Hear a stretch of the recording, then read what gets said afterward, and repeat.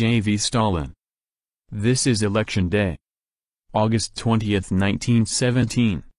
Source: Works, Volume 3, March to October, 1917. Publisher: Foreign Languages Publishing House, Moscow, 1954. The elections to the Petrograd City Duma take place today. The outcome will depend on you, comrade workers, and on you, comrade soldiers. The elections are universal and equal. The vote of every soldier, of every working man and every working woman will be equal to the vote of any capitalist, house owner, professor or government official. You, and you alone, comrades, will be to blame if you do not make full use of this right. You were capable of battling against the Tsarist police in the streets. Be capable now of battling for your interests by voting for our party. You were capable of defending your rights against the counter-revolutionaries. Be capable now of denying them your confidence in today's elections. You were capable of tearing the mask from the betrayers of the revolution. Be capable now of crying to them, hands off. You have before you, first of all, Milyukov's party, the Party of Popular Freedom. That party champions the interests of the landlords and capitalists. It is opposed to the workers, peasants and soldiers, for it is against workers' control of industry, against the transfer of the landed estates to the peasants, and in favor of the death penalty for soldiers at the front. It was that party, the Cadet Party, that already in the beginning of June demanded an immediate offensive at the front, which has cost the country hundreds of thousands of lives. It was that party, the Cadet Party, that worked for and at last achieved a triumph for the counter-revolution and the wreaking of reprisals on the workers, soldiers and sailors. To vote for Milyukov's party would be to betray yourselves, your wives and children, and your brothers in the rear and at the front. Comrades, not a single vote for the Party of Popular Freedom. You have before you, next, the Defensists, the Menshevik and Socialist Revolutionary parties. These parties champion the interests of the well-to-do small proprietors of town and country. That is why every time the class struggle assumes a decisive character they are to be found in the same camp as the landlords and capitalists against the workers, peasants and soldiers. So it was in the July days, when the Menshevik and Socialist Revolutionary parties, in alliance with the bourgeoisie, disarmed and struck at the workers and soldiers.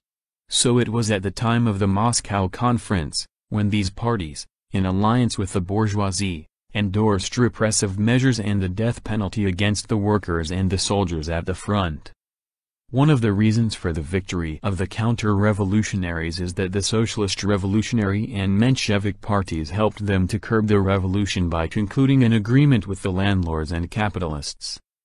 One of the reasons why the counter-revolutionaries are now consolidating their positions is that the Socialist Revolutionary and Menshevik parties are shielding them from the wrath of the people and, under the guise of revolution, are carrying out their commands. To vote for these parties would be to vote for an alliance with the counter-revolutionaries against the workers and the poor peasants. To vote for these parties would be to vote in favor of endorsing the arrests in the rear and the death penalty at the front. Comrades, not a single vote for the Defensists, the Mensheviks and Socialist Revolutionaries. You have before you, lastly, the Novaya Zizn Group, list number 12. This group expresses the sentiments of the intellectuals whose heads are in the clouds and who are divorced from realities and the movement. That is why it is eternally wavering between revolution and counter-revolution, between war and peace, between the workers and the capitalists, between the landlords and the peasants. On the one hand it is for the workers, on the other it does not want to break with the capitalists, and that is why it so shamefully repudiates the July demonstration of the workers and soldiers. On the one hand it is for the peasants, on the other it declines to break with the landlords, and that is why it is opposed to the immediate transfer of the landed estates to the peasants and suggests waiting for the Constituent Assembly, the convocation of which has been postponed, perhaps forever. In words, the Novaya Zizn Group is for peace. In deeds, it is against peace, for it calls for support of the Liberty Loan, which is intended for the purpose of continuing the imperialist war. But whoever supports the Liberty Loan helps to prolong the war, helps imperialism, and in fact fights internationalism.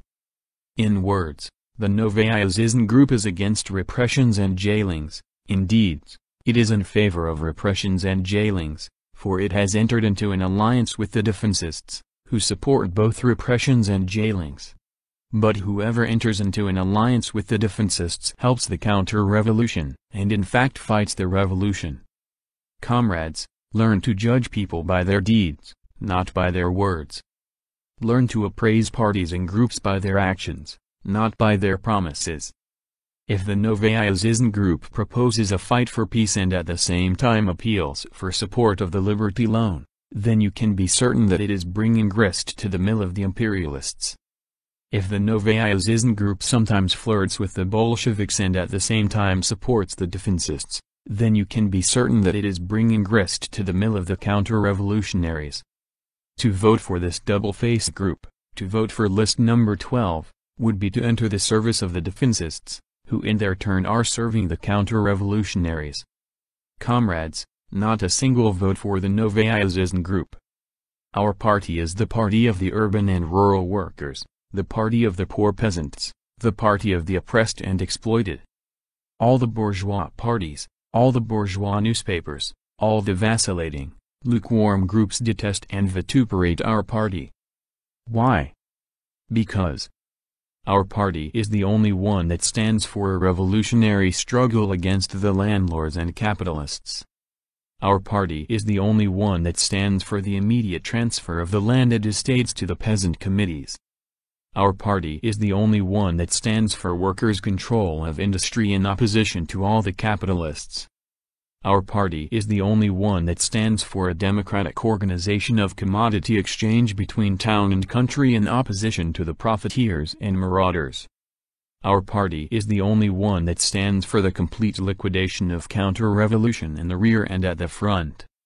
Our party is the only one that staunchly protects the revolutionary organizations of the workers, peasants and soldiers. Our party is the only one that wages a resolute and revolutionary fight for peace and brotherhood among nations.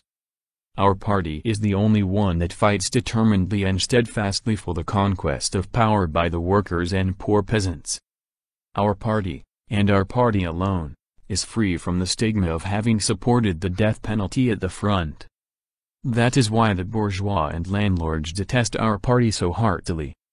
That is why you must vote today for our party. Workers, soldiers, working women, vote for our party, for list number 6. Proletary, number 7, August 20th, 1917. End of. This is Election Day, by J.V. Stalin,